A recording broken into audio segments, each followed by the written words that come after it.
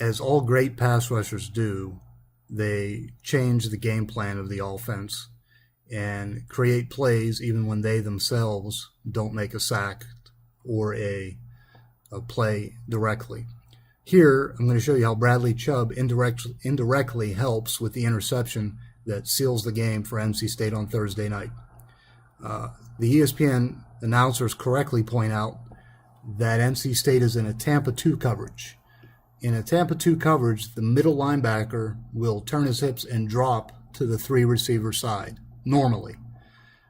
In NFL, that would be every time, because in the NFL, the hash marks are closer together, so the ball is basically in the middle of the field all the time. In college, however, the hash marks are wider, so even though in Louisville's formation, the running back is to the boundary side, where the tight end and the receiver are, the middle linebacker for NC State will actually drop to the field to the 2 receiver side instead of to the running back.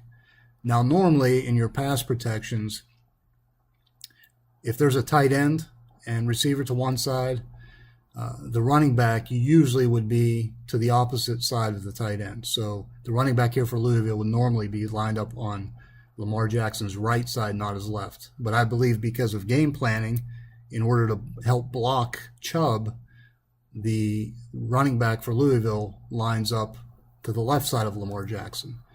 So what we have because of this, and you'll see I've drawn up where I've numbered the receivers 1, 2, and 3.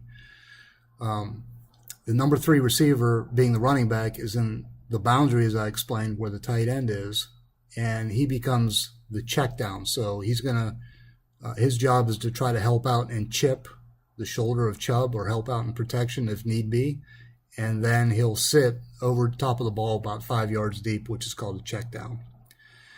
Like I said, normally he would be lined up to the field.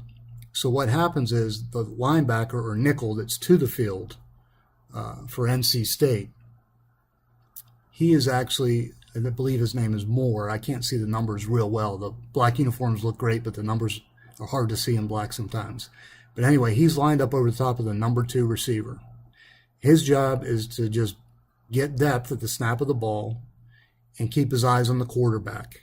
And he'll stay outside of that number 2 receiver because he's to the field. What's going to happen is, because there's no threat of a check down, because the running back is not to his side, there's no number 3 receiver to his side, whenever that number 2 receiver to the field, whenever he runs 12 yards and then runs in on a dig route. And like I said, because there's no other threat, the linebacker for NC State, or nickelback, safety, can undercut that route, which he does. So he can stay on that route, read the quarterback's eyes, and make a play on the ball, which he does a great job of.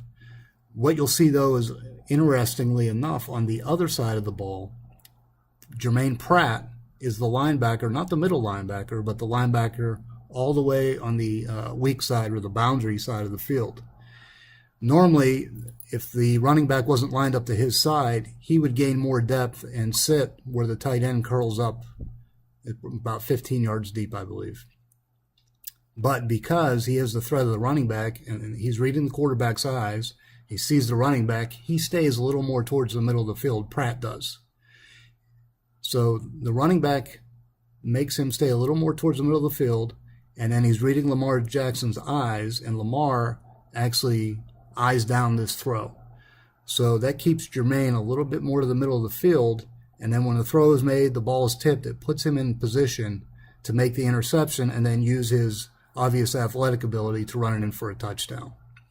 So you can see this is just a little bit of how a great pass rusher helps you, not only by rushing the passer, but also altering the formations and changing the offensive game plan just so they can try to match up and stop your pass rush.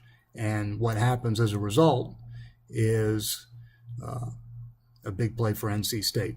One thing, too, about Tampa 2, the main way to beat it is the check down. So Lamar Jackson, I know it was the end of the game, he was trying to move the ball down the field, but the play would have been to throw the ball to the back, who probably would have gotten a first down out of it. But he threw the ball in the in route. It was a great play to undercut that route, tip the ball by the NC State safety.